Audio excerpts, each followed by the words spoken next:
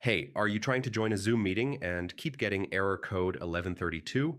Yeah, that can be super frustrating, especially if you have an important meeting or class.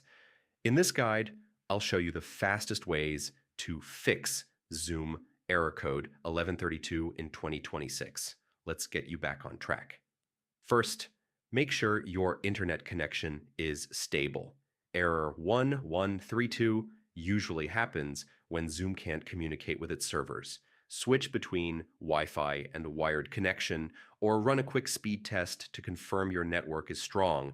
VPNs or proxies can interfere with Zoom's connection. Turn off any VPNs or proxies temporarily, then try joining the meeting again.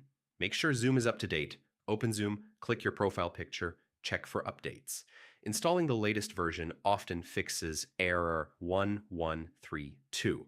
Sometimes a simple restart resolves connectivity issues. Close Zoom and restart your PC or mobile device before trying again. Your firewall or antivirus may block Zoom's access. On Windows, go to Settings Arrow Update and Security Arrow, Windows Security Arrow Firewall, and Network Protection Arrow. Allow an app and make sure Zoom is allowed. Mac users should check security and privacy settings. Old or corrupted Zoom cache can also cause error 1132.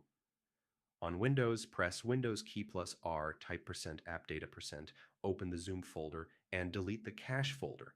On Mac, go to ~library/application support/zoom.us and delete the cache folder. Then reopen Zoom. If the error still occurs, contact Zoom support. Provide your device, network, and error details. They can troubleshoot and help you get back into your meeting.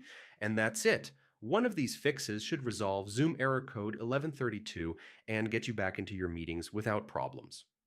If this helped, check out my other quick tech guides. Thanks for watching, and I'll see you next time.